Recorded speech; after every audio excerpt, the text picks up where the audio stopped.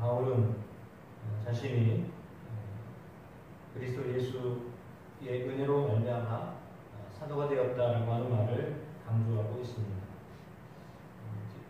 디모데에게 서신을 쓰면서 은혜를 강조한 이유가 있습니다.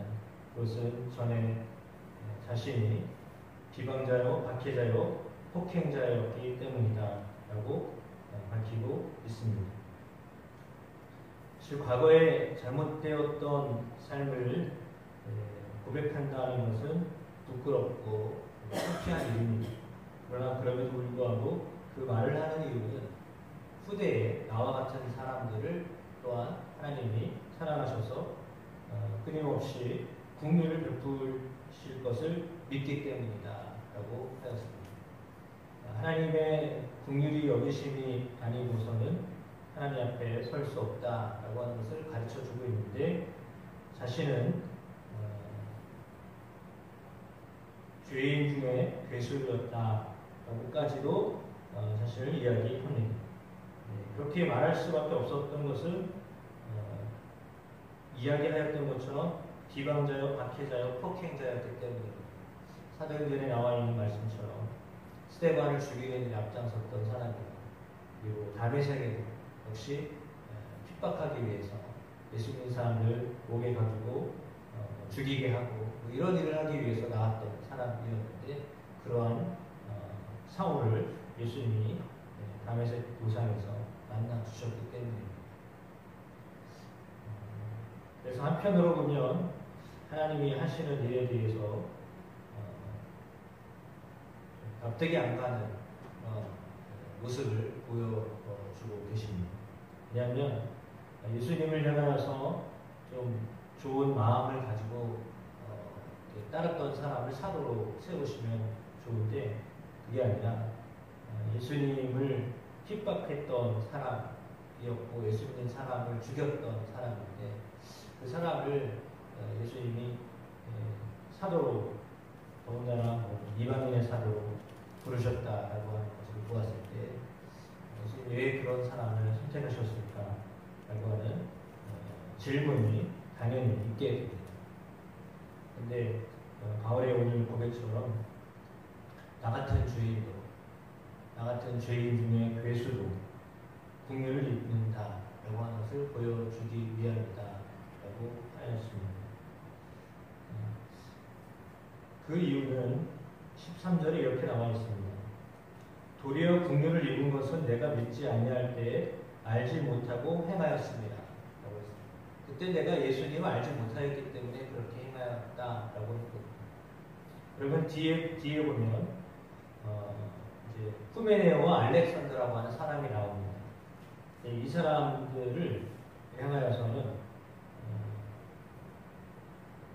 믿음과 착한 양심을 버린 사람들로 기록하고 있습니다.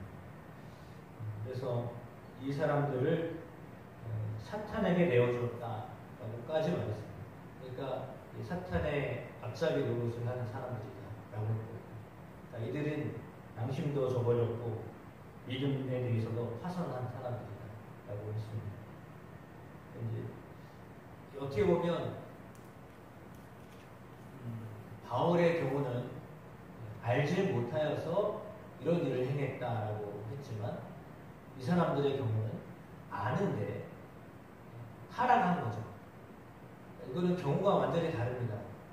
그러니까 예수님을 믿었는데 타락한 사람하고 예수님을 전혀 모르니까 예수님을 향하여서 핍박하고 예수 믿는 사람들을 힘들게 했던 사람하고는 차원이 다른 겁니다.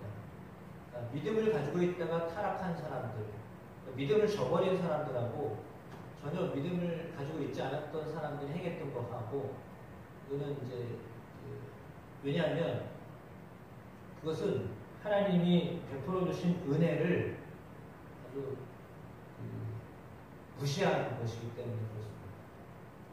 그러니까 은혜를 베풀어서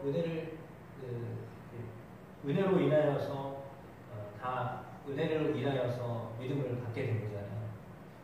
믿음을 소유하는 것은요 다 은혜 때문이에요. 하나님의 은혜로 우리가 다 믿음을 갖게 된 겁니다. 그 전에는 뭐 양심이 있었는지 없었는지 알 수 없습니다. 그런데 은혜를 받아서 이제 양심이 회복되어지고 믿음을 갖게 되고 이렇게 되어진 거죠. 그 전에도 양심이 있었는지는 알 수 없습니다. 근데 지금은 믿음을 가지고 있기 때문에 착한 양심을 갖게 됐다라고 보는 겁니다. 그러니까 믿음을 회복한 사람은 양심도 회복한다라고 보는 거죠. 그러니까 착한 양심을 가지고 살게 되는데 이 사람들의 경우 후메네오와 알렉산더와 같은 사람들은 마치 사탄에게 내어준 것처럼 사탄의 앞잡이 노릇을 한 사람들인데 사람들은 은혜를 받았던 사람들임에도 불구하고 사탄의 앞잡이가 된 것, 사탄에게 내어준 바가 되었다라고 하는 것은 신성을 모독하였기 때문이다라고 했습니다. 그러니까 하나님이 은혜를 베풀어 주신 것에 대해서 그 은혜를 완전히 잊어버리고 살고 있다라고 하는 것을 말해주고 있습니다. 그러니까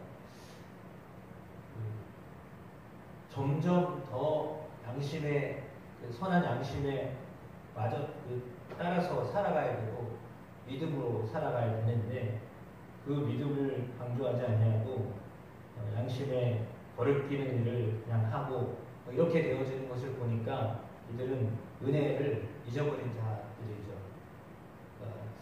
은혜로 긍휼히 여기심을 받아서 하나님의 자녀가 되었다는 것을 잃어버린 사람들을 향하여서 이제 그들은 완전히 사탄에게 내어준 바 된 사람들과 같다.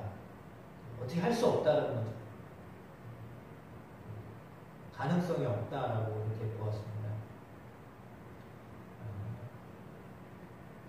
이런 사람들로 인하여서 교회가 어지러워졌기 때문입니다.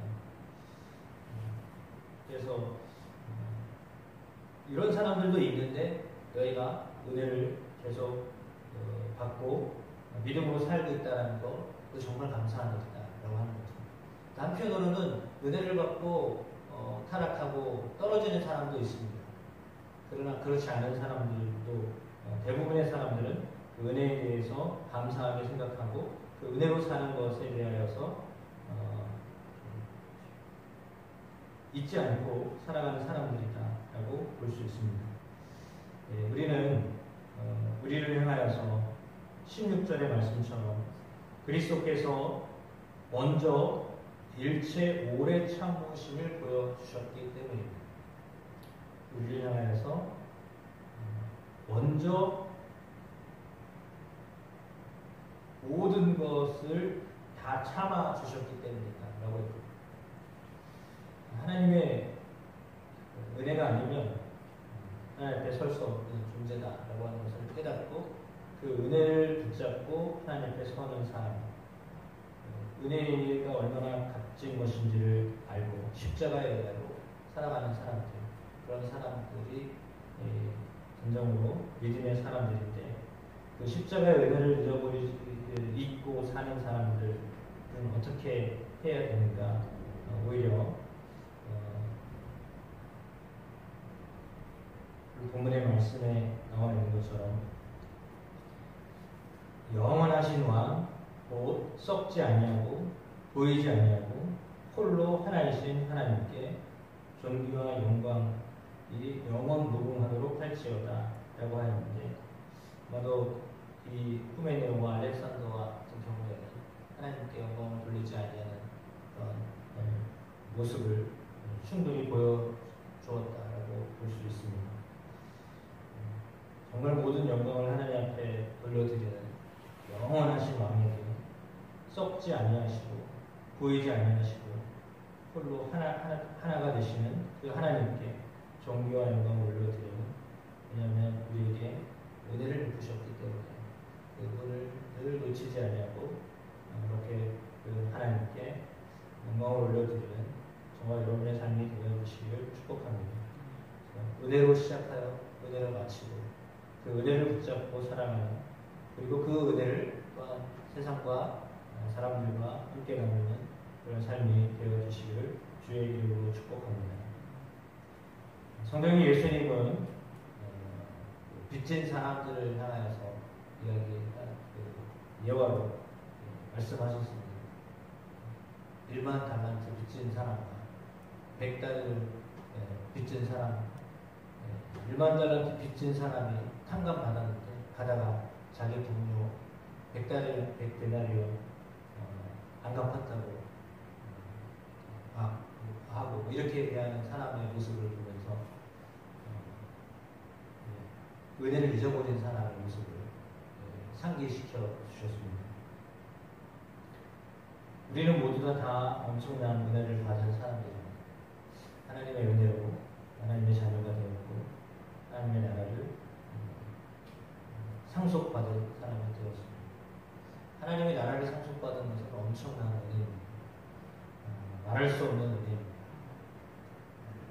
이번에 장영부 성경 학교를 하는데 특별히 교재가 없어서 뭘 준비할까 하다가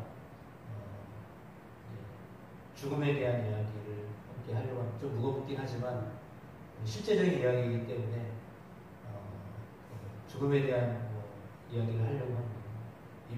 임관, 이거 해보셨는지 모르겠습니다. 임관 같은 것도 체험할 수 있으면 하면 좋겠고, 그리고 죽음을 어떻게 준비할 것인가에 대한 실제적인 이야기들을 머지 않았거든요. 우리 어른들은 머지 않으셨어요. 결코 두려워할 것이 아니라 준비해야 되는데 정말 죽음을 두려워하지 않고 맞이할 수 있는 것을 해야 되겠다라는 생각이 들어서 죽음에 대한 이야기를 말씀을 함께 나누려고 합니다. 그 이유는 모든 종교가 다 사후의 세계를 말하고 있기 때문입니다. 기독교에서만 말하지 않냐고요. 죽음 이후에 이게 죽음으로 끝나지 않기 때문이거든요. 다른 종교도 다 이야기하잖아요. 방식은 다 다르지만 그러나 죽음이 끝이 아니다라고 하면서 알려주고 있기 때문에 죽음을 혹시 두려워하는 분이거나 그런 분들이 계시다면 그것을 좀 극복할 수 있는 계기가 되었으면 좋겠다. 그리고 그것을 담담히 준비할 수 있는 믿음으로 확신 가운데 살아가는 여러분들이었으면 좋겠다라는 의미에서 준비를 하고 있는데요.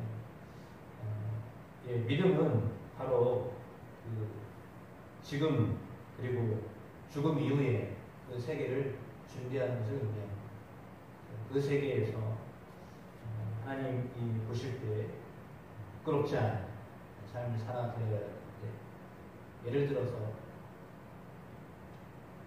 번뜩 떠오르는 것은 여러분 영원히 사는데 영원히 사는 건데 그때 마음에 걸리는 일이 영원히 기억될 걸 생각하면 그거 어떻게 해요?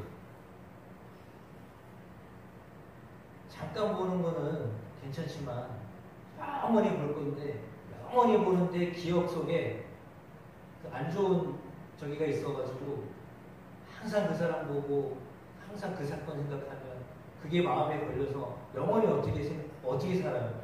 우리는 잠깐 살다가 그 잘못된 것 때문에 그 마음이 안 좋으면 그냥 잊어버리거나 피하거나 이런 건 상관없는데, 하나님의 나라는 영원한 나라인데 그 영원한 나라에서 잘못된 걸로 인해서 우리의 마음이 해결되지 못해가지고 불편하게 계속 살게 된다면 그거 천국이 아니에요.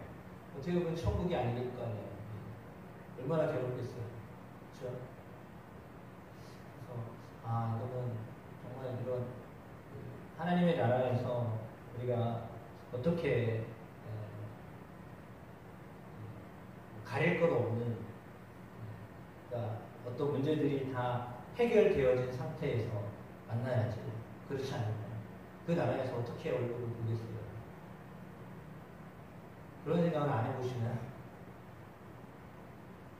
그러니까 하나님은 우리를 용서하셨어도 사람과의 관계에서 문제가 해결이 안 되면 그 사람은 어떻게 거기서 이렇게 영원히 보겠어요?